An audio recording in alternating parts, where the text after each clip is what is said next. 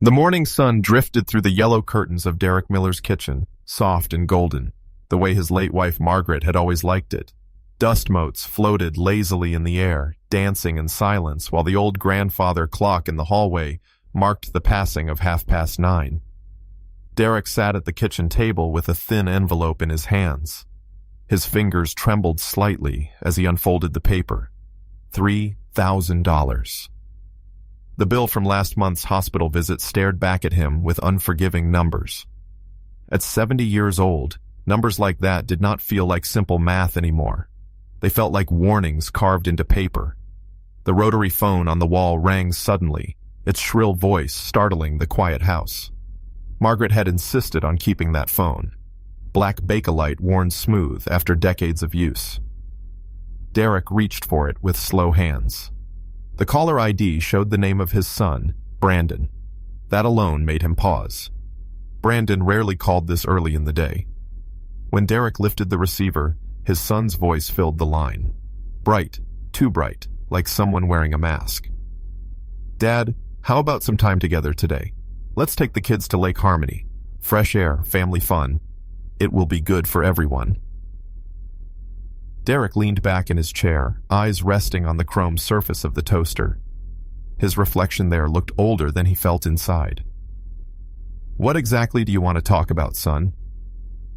Brandon's words came quick, almost rushed, the sound of traffic buzzing behind him.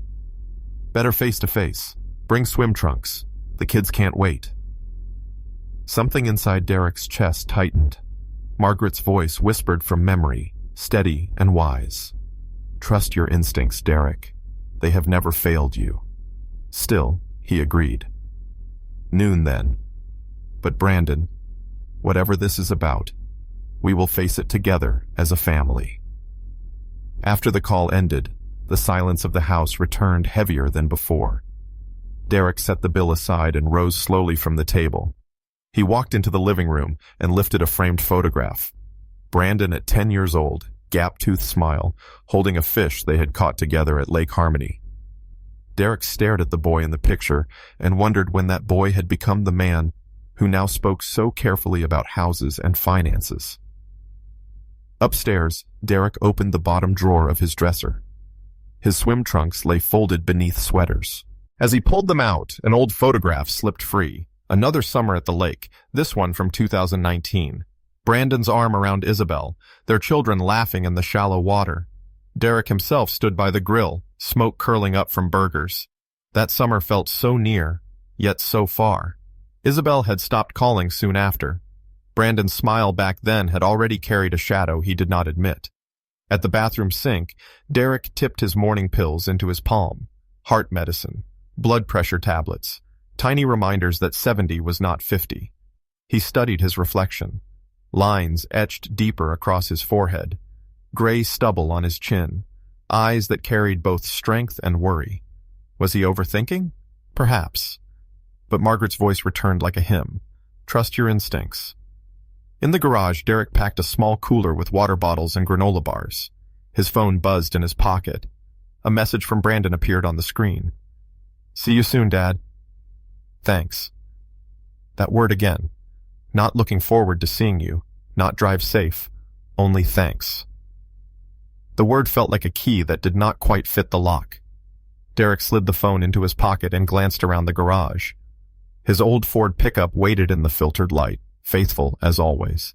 He checked the tires, tested the oil dipstick, small habits born of years with Margaret beside him, calling them his delay tactics. Today they felt less like habit and more like hesitation. He paused at the doorway of the house. The rooms behind him carried 43 years of memories. Margaret's laughter in the kitchen, birthdays celebrated in the living room, quiet evenings on the porch swing. Every corner of the house spoke with her voice. Derek placed his hand on the doorframe and whispered softly, "I will be careful, sweetheart." The drive to Lake Harmony stretched ahead, but Derek felt every mile even before turning the key. He knew his son wanted something. He just did not know how much it would cost, or how deeply it might wound. As the engine started and the house shrank in the rearview mirror, Derek felt a chill that the July morning sun could not warm. He was heading toward the lake, toward his son, toward a conversation that might change everything. The road rolled out before him, quiet and steady, yet in his heart he sensed that the calm was only the beginning of a storm. Lake Harmony lay open to the July sky, bright and inviting, the water catching the light like polished glass. Pine scent drifted on a light breeze. Families had already staked out spots along the shore, and somewhere a portable radio spilled a cheerful tune. Derek Miller pulled his old Ford truck into a faded parking space and saw Brandon's newer sport utility vehicle nearby, car seats visible through the windows, a scatter of crayons on the floor. For a passing moment, the sight steadied him. Then Emma came racing toward him, all elbows and laughter, with James charging after her like a small echo.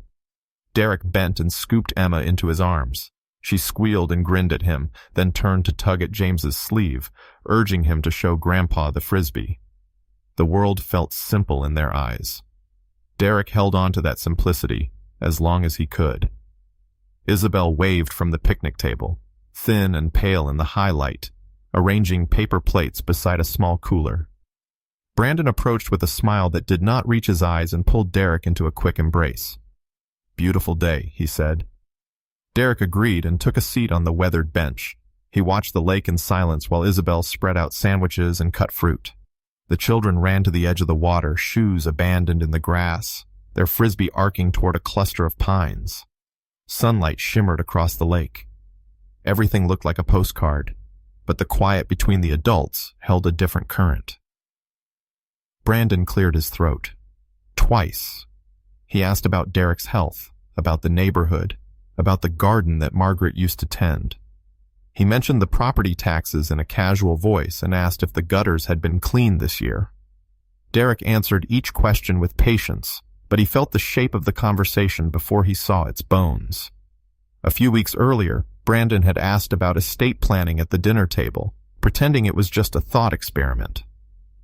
Derek remembered the way his son's eyes had slid away when he said he already had a financial advisor. The memory rose now, like a buoy on deep water. The children ran back for a quick bite. Emma drank from a juice box and leaned against Derek's shoulder while James asked if they could swim after lunch. "Of course," Derek said, smiling. "Good things come to those who wait." Brandon watched that small scene too closely, as if measuring it against a need he could not name aloud. When the children ran off again, he leaned forward, palms on the table, and began. "Dad," he said, "you know how the real estate market is these days. Your house has appreciated so much. It is a blessing, but it is also a lot to manage. Empty rooms, maintenance, taxes. You are living alone in all that space, and it is becoming a burden." He paused to offer a thin smile. "We could help you sell while the market is strong. You could live with us for a while. The kids would love that. Think about how much easier life would be." Isabel twisted a napkin in her hands until it tore into white threads. She kept her eyes on the table. Derek studied Brandon's face and saw the tension underneath the sales pitch. He felt the ache of a question that would not leave him alone. When had the boy with the gap-toothed grin, who cried over a crushed butterfly, learned to present family decisions as a set of numbers on a ledger? Derek took a slow breath. He glanced at the lake and saw a father letting go of a kite string to watch it rise, only to fear it might be lost. He spoke gently. "I have lived in that house for more than 40 years. Your mother chose the paint for the kitchen. She picked the curtains that you still see when you visit. We counted birthdays in that dining room and sang along to Sweet Caroline on summer nights with the windows open. That house holds our life, son." Brandon's jaw tightened. He tried again, faster now. "Think practically. Money locked in walls is not doing any good. If you sold, you could invest, travel, enjoy your time. We would handle the details. It would be simple." Derek set his hands flat on the table. The simple suggestion was not simple at all. It asked him to trade a living history for a quick solution that felt strangely urgent. Isabel's silence beat like a second pulse. A gull cried over the water. The children's voices carried from the shoreline, pure and bright. Derek thought of Margaret, of her steady voice, and of the careful way she had taught him to listen for what people did not say. He looked at Brandon and asked what this was really about. Brandon laughed, but there was no humor in it. He shifted the timeline as he spoke. Weeks, then months, then as soon as possible. He described opportunities that sounded like fog more than land, and he gave numbers that slid like minnows out of a hand. He spoke about Derek's future, but his eyes kept flicking toward the path where the children ran. Derek felt a chill that did not belong to the breeze. Isabel opened her mouth, then closed it. Her hands moved to gather the napkin scraps as if tidying the mess could tidy the moment. She finally said that the children would truly love having their grandfather around more. Her voice trembled on the word truly. Derek heard the plea inside the politeness and the fear inside the plea. He folded his fingers together and bowed his head for a second, like a man considering a prayer. When he lifted his eyes, the lake lay calm and blue. He felt older and stronger at the same time. He remembered teaching Brandon to cast a fishing line from this very shore, showing him how to feel the weight, how to wait for the tug that told the truth. He lifted his chin and spoke with gentle clarity. That house is the heart of our family. The words hovered in the warm air and then settled with the weight of a decision. Brandon stared at him as if the sentence had reached across the table and pushed him back in his seat. For a heartbeat, nobody moved. The sound of the water against the shore became the only voice in the world. Then the spell broke. Brandon stood so fast that the old bench scraped the concrete and rocked on uneven legs. His face flushed red and his hands curled into fists at his sides. The careful mask cracked. His voice rose and broke like a wave against rock. You stubborn old fool. The lake shimmered in the noonday sun, a surface so calm it almost mocked the tension around the picnic table. Derek stood slowly, brushing the crumbs of his sandwich from his lap. His knees cracked with the sound of age, but his spine held steady. Brandon's voice still rang in his ears. The rising pitch, the frantic words about property, the insistence that their family home was nothing but equity waiting to be unlocked. You stubborn old fool, Brandon repeated, louder this time. His hands balled into fists, his chest rising and falling like a man trapped between fury and panic. Derek glanced toward the shoreline. Emma and James were laughing at something only children could find funny, their small frisbee caught in the branches of a pine tree. Isabel stood near them, her eyes shifting nervously back toward the men at the table. She had heard every word. Brandon, Derek said quietly, this isn't the way. But the words found no purchase. Brandon was already pacing, already shaking his head as if trying to loosen a knot too tight to untangle. He muttered about deadlines, about people who could not wait, about choices that had been stripped away long before this day. His agitation grew until it became something physical. And then it happened. With a sudden shove, Brandon's strong hands pressed against Derek's shoulders. For an instant, Derek felt the strength of a boy he had once lifted high into the air during summer games. But now that strength was weaponized. His body lurched backward, balance ripped away, and the world tilted. The lake accepted him with a cold slap. Water closed over his head, shocking his system. His breath vanished, replaced by panic as icy liquid rushed up his nose and down his throat. His clothes, heavy with age, became anchors that pulled him downward. For a terrifying second, he wondered if his heart, already weakened by years and medication, would simply stop.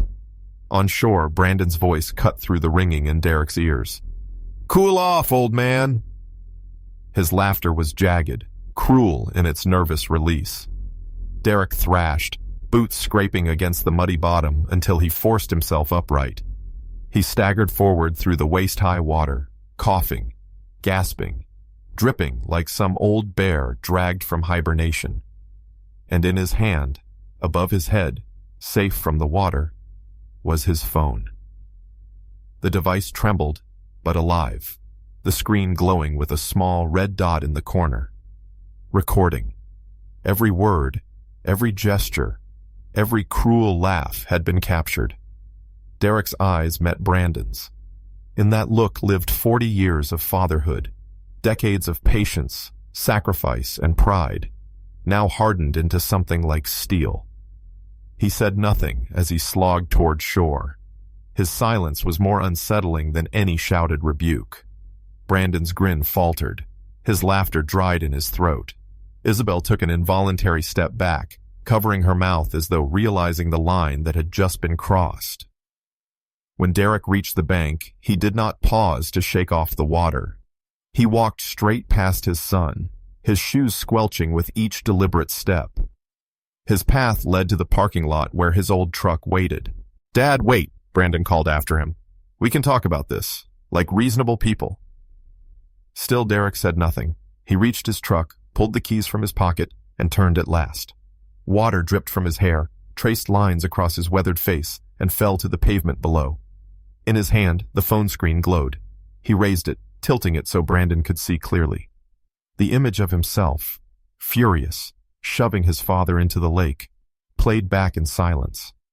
Brandon's face drained of color. You recorded that?" "I recorded everything," Derek said at last, his voice as cold as the water still clinging to his skin. "Every word you spoke, every hand you raised against me. Assault, elder abuse, witnessed and preserved." Brandon took a stumbling step forward. "Dad, please. You don't understand the pressure I'm under. The kind of people—" "Touch me again," Derek interrupted, holding the phone higher. "And this goes straight to the police." The air seemed to still around them.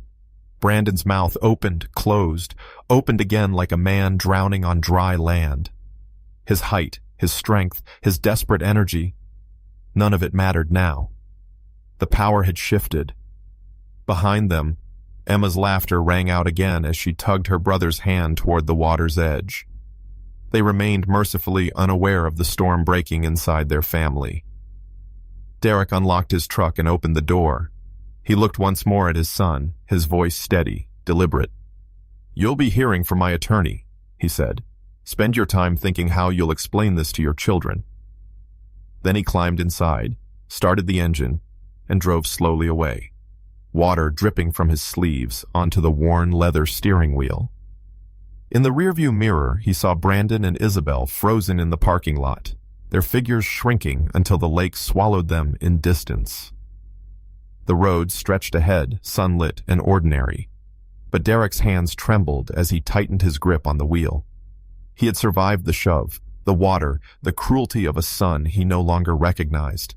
Now he carried with him proof that betrayal could be answered with justice. Yet he also carried something heavier, the knowledge that whatever had driven Brandon to this breaking point was not finished. A darker truth waited, just beyond the horizon, and Derek would soon have to face it. The old truck rumbled onward. The lake shimmered behind him, silent keeper of secrets, while in the cab of the vehicle a soaked and shivering father whispered to himself, "Margaret, give me strength." And the red dots still pulsed on the phone screen, marking the moment everything had changed.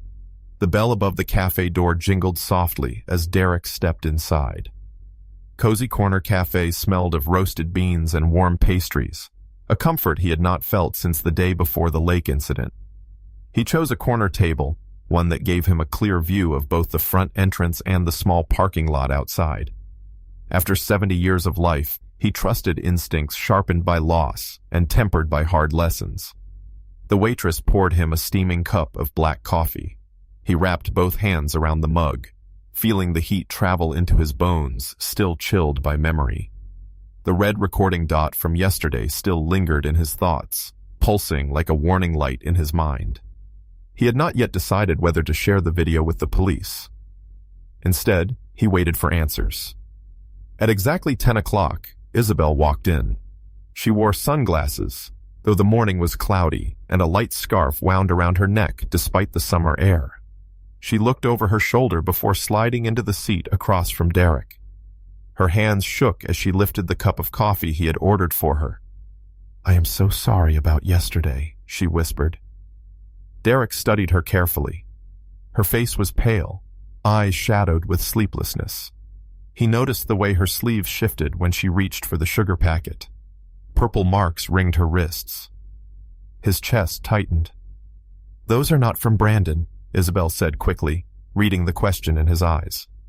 They came last week. Men I had never seen before. They knocked on our door when Brandon was gone. They wanted to make sure I understood how serious this situation had become. Derek leaned back, his grip tightening on the mug. They hurt you in your own home? Her voice broke. They showed me pictures of Emma and James walking to school, smiling, holding hands, just being children. They said accidents happen easily when debts remain unpaid.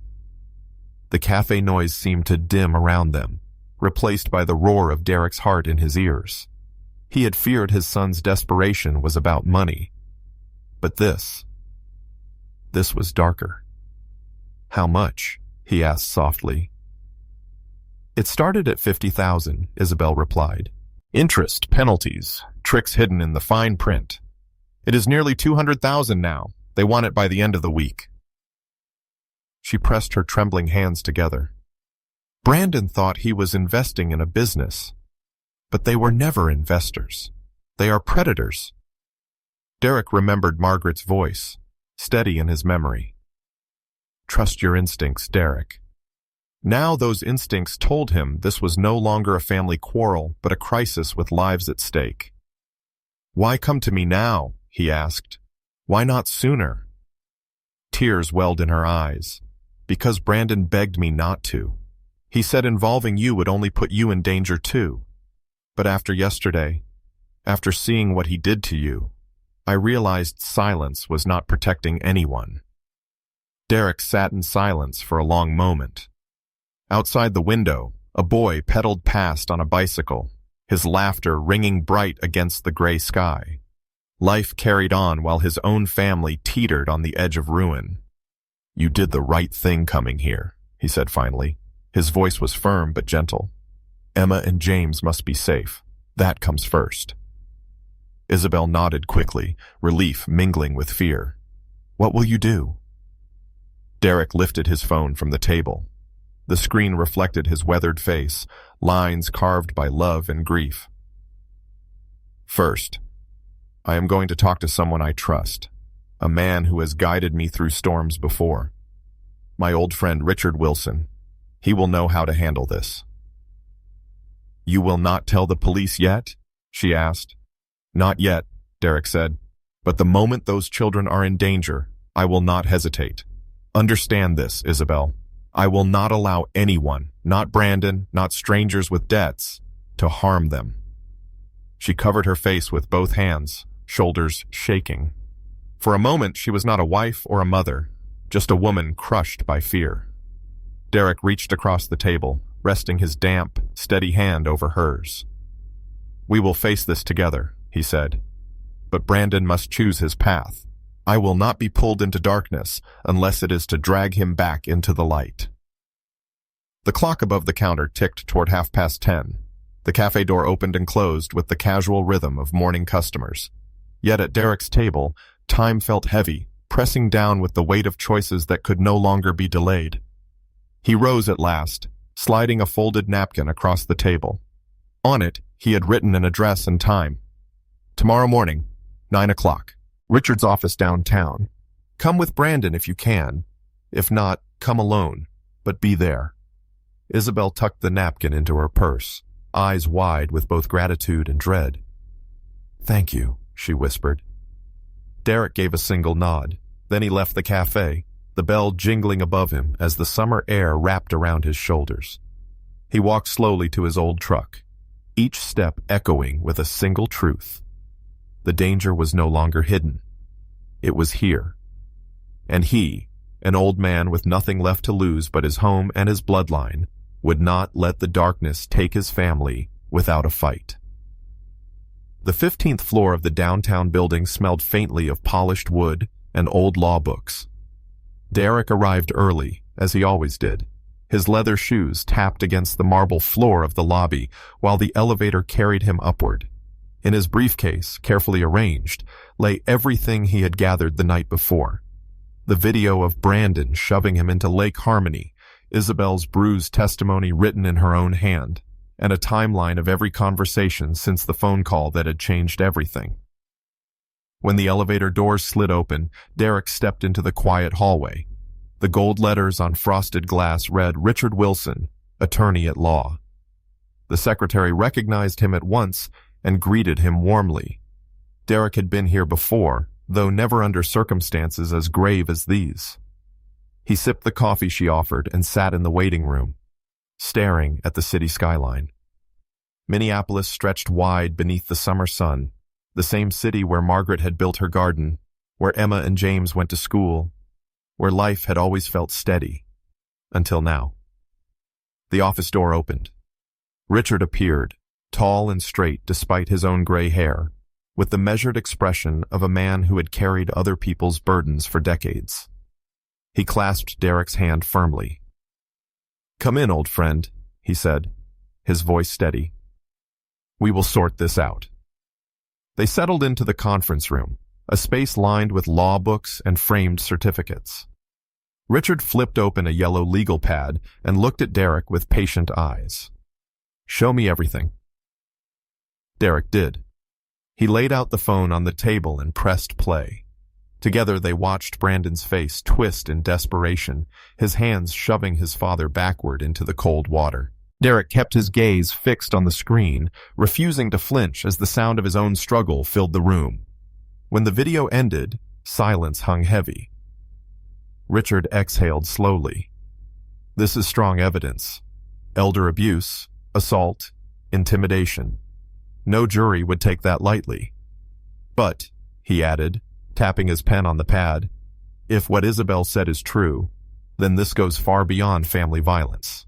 This is organized crime pressing down on your son's household." Derek nodded. "My grandchildren are in the middle. That is what matters." Richard leaned forward. "Then here is what we do. We approach this on two fronts. First, we use your savings as a buffer, not as a gift, but as leverage, a controlled payment, through escrow, not a bag of cash on someone's doorstep. That buys us time. Second, we require Brandon's cooperation. If he wants your help, he must agree to full disclosure with law enforcement, to rehabilitation, and to family counseling.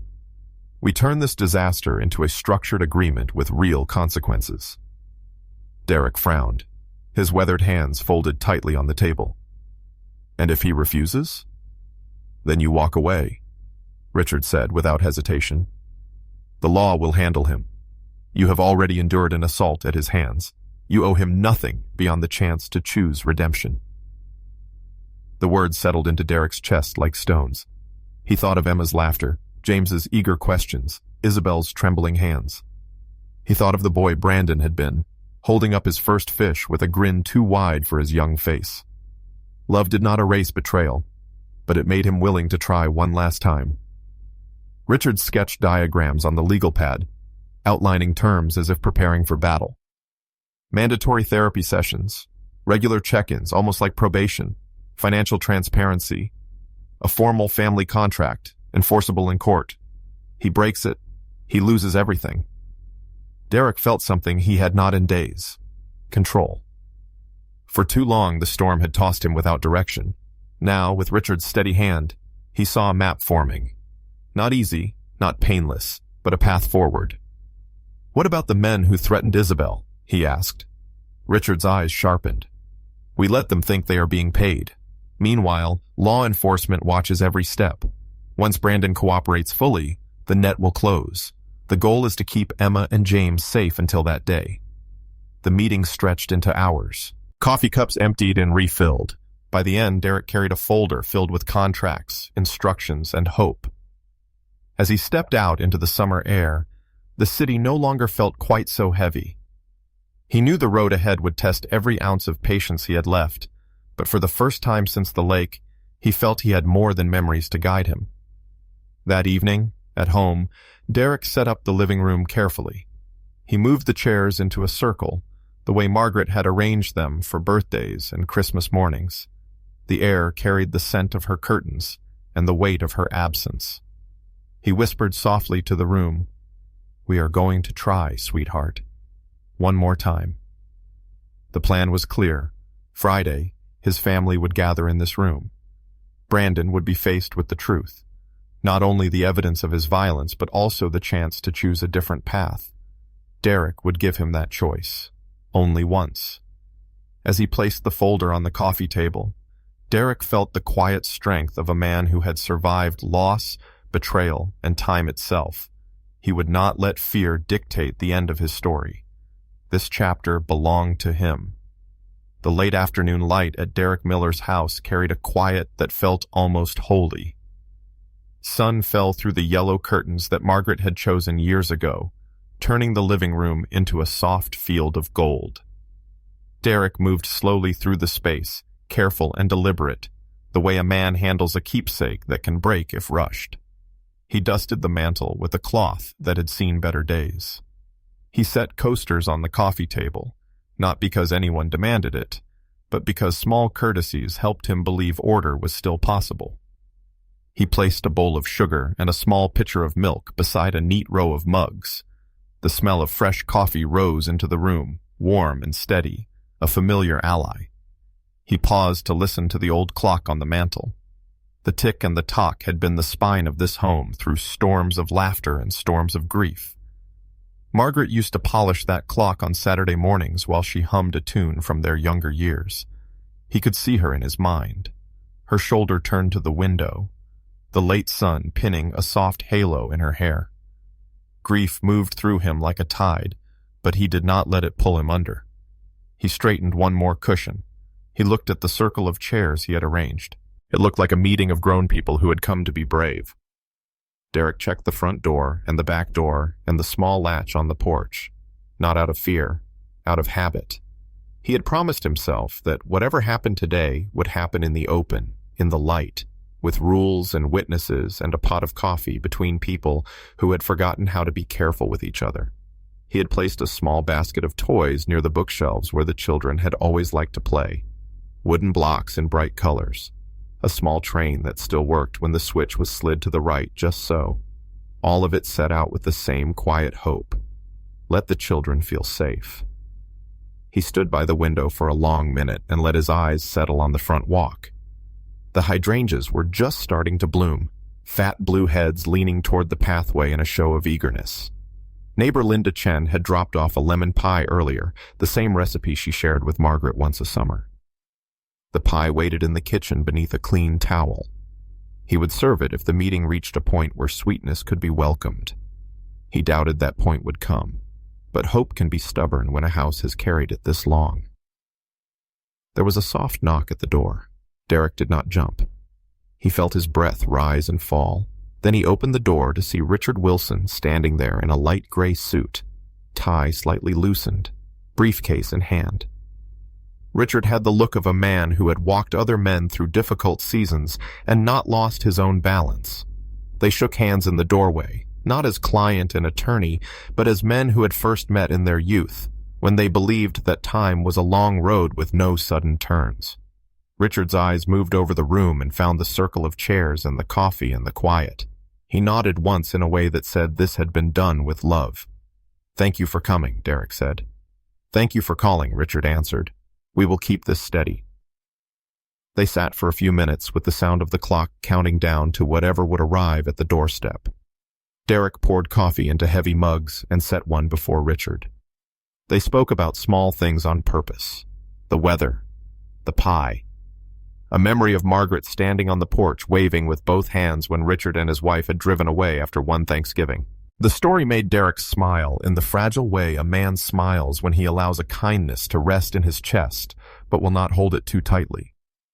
A wind moved across the porch and lifted the corner of the welcome mat. Derek smoothed it down with the toe of his shoe. "Are you ready for what we must say today?" Richard asked at last. Not as a challenge, but as a friend. "I am," Derek said.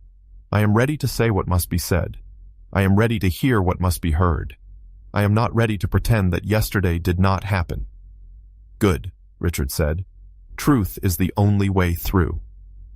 The bell of the old door chime sounded, and Isabel stepped in with Emma and James close to her sides. The children burst forward with relief at the sight of their grandfather, words tumbling out. Emma asked about the train set before her shoes were fully inside the house. James held up a small drawing he had made of a fish with round, cheerful eyes. Derek bent and gathered them both against him. He held the children with care and gratitude, the way a man in winter holds warmth between cold hands. "You can play with the train," Derek said to Emma, "but only in the corner while the grown-ups talk. The tracks are already set out for you." Emma's eyes shone.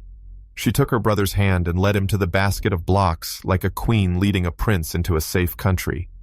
Derek watched them settle in. He saw how quickly they accepted peace when an adult offered it. He let that lesson lay on his heart for a moment. Isabel stood near the entrance rug and did not remove her scarf. She looked thinner than Derek remembered from happier years. Her face held that careful shape that people wear when they are trying not to let sorrow change their features. She thanked Derek for the coffee with a whisper and moved to a chair at the far side of the circle.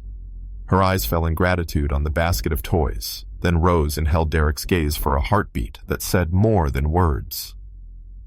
"You are welcome here," Derek said. "Both of you and the children. You are safe here." Isabel nodded and held the edge of the mug between both hands. She did not drink. She did not speak. She listened to the clock, the small train clicking, her children breathing, a lawnmower far away where it could not touch them. Another car door closed in the driveway. Footsteps came to the porch. The air changed with the soft drawing in of breath that a house seems to take before a storm. Brandon stood in the doorway, one hand still on the jamb, his eyes taking in the circle of chairs and the man in the gray suit and the coffee and the toys. He did not step forward at once. The look on his face was a mixture of shame he could not show and anger he could not soften. Pride had built a frame around him, and he did not know how to climb out. "What is this?" he asked. The words had an edge designed to cut before anyone else could raise a blade. "It is a family meeting," Derek said. His voice was calm enough that it eased the room by a small degree. "Please come in and sit down." Brandon looked toward Isabel as if asking whether this was a trap. Isabel did not answer with words. She lifted one hand and smoothed a crease on her skirt. She could have been anywhere in that moment. She could have been in a doctor's office, in a school hallway, in a church pew. But she was here, in a living room that knew her wedding day and her worst day, and her eyes said that walls can hold both truths. Brandon came inside and closed the door with a care that surprised Derek. He sat in the nearest chair but did not lean back. His body held the tension of a runner at the start of a race who has suddenly lost the finish line. Derek handed him a cup of coffee, then thought better of it and set the cup on the table where it would not spill if hands began to shake. Richard opened his briefcase and took out a yellow legal pad and a pen. He did not perform a show of authority. He settled into his chair like a man about to listen as much as speak. He waited for one beat, then another, until the clock's rhythm calmed even the edges of anger. "Brandon," Richard said in a voice that carried the gravity of a courtroom and the gentleness of a neighbor's porch. "My name is Richard Wilson. I am a friend of your father. I am also his attorney. We are here because yesterday something happened that cannot be dismissed as a disagreement. Your father was assaulted. There is a video. There are words you cannot take back and actions you cannot unmake. Before anything else, I need to know whether you are willing to sit here and listen without interruption." Brandon's eyes flashed. He opened his mouth to speak and then closed it, the first sign that some small guardrail might still be fixed inside him. He nodded once. "I will listen," he said. "Thank you," Richard replied. He turned slightly toward Derek. "Would you like to speak first?" Derek drew in a careful breath. He had not written a speech. He had folded his heart into plain sentences and planned to place them gently on the table. He looked at his son, the man he had once carried to bed when sleep had found him in the truck after a fishing day, the man he had driven to his wedding, the man whose hands had shoved him into cold water. He let all of that live in his eyes.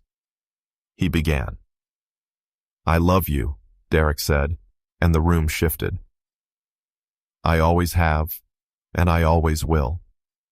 Love, in this house, is not a word we use to cover what hurts.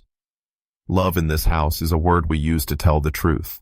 Yesterday you hurt me. You frightened me. You pushed me into a lake and you laughed while I choked. The water was cold and my heart is not what it once was. You could have killed me. You did not, but you could have. That is a truth that must be said out loud. Brandon stared at the carpet as if a certain thread could save him. His jaw worked with the effort it took to hold tears back from pride. The small train clicked once and then clicked again. Derek continued. There is another truth. I know that you are afraid. I know that fear makes people do things they later do not understand in the light. I know there are men who have stood in your doorway and frightened your wife. I know there are pictures of Emma and James that never should have been taken. I know that evil prefers shadows. We will not let it hide here. Isabel's face crumpled once and then steadied. She pressed a finger against the corner of her eye.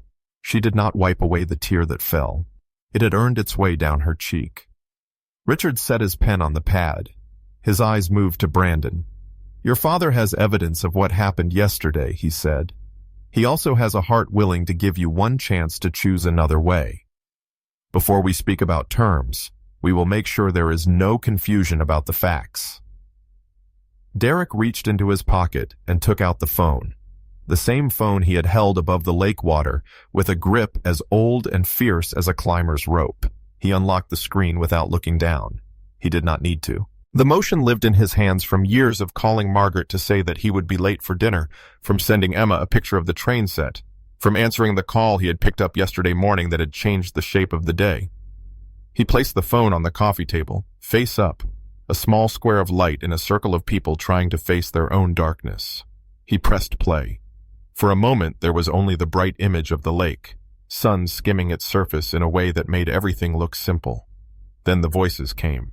Brandon's voice, urgent and sharp, the sound of a man cornered by choices he had made without a map. Derek's voice, soft and firm, the scrape of a bench, the growing wind inside a person who has decided that the other person must be moved. The room listened to its own past. Isabel's hands had gone still on her lap. She did not cover her face this time. She watched. Richard's jaw tightened for a second and then relaxed, as if he had learned in his profession to let muscles release before they told the truth for him. Emma and James built a small tower in the corner and did not turn their heads. The shove came again on the screen and in Derek's chest. He felt the cold of the lake in the warm room. He heard the splash as if it were present tense. He watched himself stagger in the shallows with both dignity and body weight working together to rise. He did not look away. Brandon did. The younger man's eyes sought a corner of the ceiling as if it could rewrite what the camera insisted was real. He found no refuge there. When the laughter played, a brittle sound that belonged to a moment of cruelty he would carry long after this day, Brandon flinched as if a stranger had struck him. Derek let the video run to the end. The last image held like a painting. The phone screen on the lake shore with a red dot pulsing in the corner. The sound of a truck door. Movement toward a drive that would lead to this room. Derek tapped the screen and the light went out. Silence sat in the living room with them. It sat in a chair as if invited. It made a place at the table and folded its hands. Brandon cleared his throat and then cleared it again. He reached for the coffee and did not lift the cup. He let his hand hover above the heat as if his fingers had forgotten how to hold something that steadies. He whispered one sentence that was not an excuse. I did that, he said.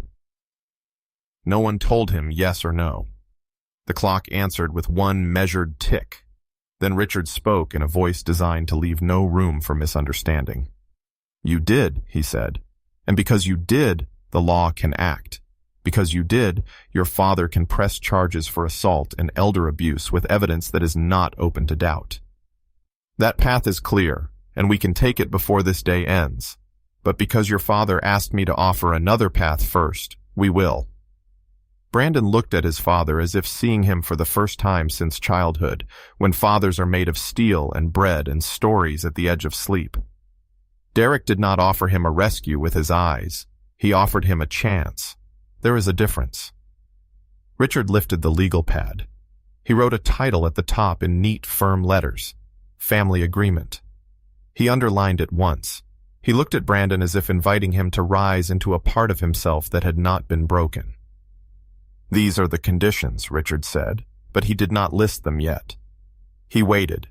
A good man knows when to give a soul one more breath. From the corner, a soft clatter rose. Emma's tower of blocks had fallen. She laughed at the tumble and began building again, her small hands busy and confident. James announced that he needed a blue block to make the bridge. Isabel smiled at him through tears that she did not need to hide, then turned her attention back to the circle. Derek watched his grandchildren and felt his whole reason settle into place. He would not let violence write the next page of their story. He would not help fear become a permanent guest in their home. He would not let love be confused with silence. He looked at Brandon and spoke, each word placed like a stone on a riverbed to make a crossing. "We are not here to humiliate you," Derek said. "We are here to face what is true and to choose what is right. I will help you. I will spend what I have saved, not to rescue your pride, but to protect your children and to build a bridge back to the man you once were. My help has conditions. If you want the money without the conditions, you will not get it. If you want to pretend this was a misunderstanding, you will not find that story here. If you want to choose a better way, I will stand with you and I will not move." Brandon sat very still. His shoulders, which had been a shield built across his chest, softened by a fraction. His eyes were red at the edges. Shame had not disappeared, but it had been joined by something he had been missing. A man can stand up again when someone tells him the ground under his feet is real. Richard lifted his pen. He began to speak in a tone that promised structure where chaos had lived. He laid out the first term with calm authority, the second with equal clarity, the third like a light placed on a dark step. He described cooperation with law enforcement. He described a controlled payment through escrow that kept the family safe. He described rehabilitation and therapy and regular accountability that would feel strict and then fair and then necessary. As Richard spoke, Derek watched his son's face, the way a father watches a healing come slow and honest. A summer wind moved the curtains. The smell of coffee held steady in the room. Somewhere down the block a lawnmower stopped, and the silence that followed was clean. Derek did not know yet what Brandon would do. He did not know yet whether pride would win the hour or whether love would hold. He only knew that the house he and Margaret had built was doing what it could to help. It offered light. It offered order. It offered a circle of chairs and a bowl of sugar and a place for children to build towers that would fall and rise again. He folded his hands in his lap and waited for his son to speak. The evening in that quiet house settled like a gentle sigh. The kind that comes after a storm has finally moved on. There were no more raised voices, no more splashes of cold water echoing in memory, only the soft hum of children stacking blocks and the steady rhythm of an old clock marking time. In that calm, one could feel the weight of a life lived through hardship and the dignity of a man who had chosen truth over silence. It was not a triumph filled with noise or applause, but a quiet victory born in patience, love, and the courage to hold firm when the world seemed to lean the other way. Looking back over all 6 chapters of this story, one can see that what began as betrayal and humiliation did not end in bitterness. The journey wound through painful valleys, the sting of being pushed aside, the humiliation of being underestimated, the ache of seeing one's own child stumble so far from the path. Yet through each trial, the heart of the man who had been dismissed as weak revealed itself to be strong enough to guide others back toward light. The living room conversation became more than a family meeting. It was the turning of a page where hidden truths were spoken, justice was honored, and forgiveness began to take root. For many listeners who have lived long enough to see both sorrow and healing, this is the part that feels most familiar. It is the reminder that life's most important victories are not won by loud declarations, but by the steady, humble insistence on doing what is right. The lesson is clear, and it is timeless. To stand with dignity, to protect one's truth, and to act with humanity even when wounded is to create not only justice, but a path for others to follow. We are reminded that appearances can deceive, that the one dismissed as powerless may in fact hold the strength needed to carry a family, a memory, or even a community forward.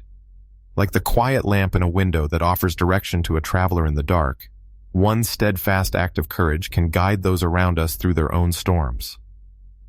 For anyone who has been underestimated, or who has quietly carried more than others realized, there is comfort in knowing that truth has a way of rising, and light has a way of finding its way through the cracks. As this story closes, it leaves behind not only the echo of struggle, but also the fragrance of hope, like the scent of coffee, lingering long after the pot has been emptied. Take a moment to reflect on the journey we have walked together. And if this tale has touched your heart, consider sharing its warmth with someone who may need reminding that even the most overlooked among us can rise, bringing with them the strength to heal what once was broken.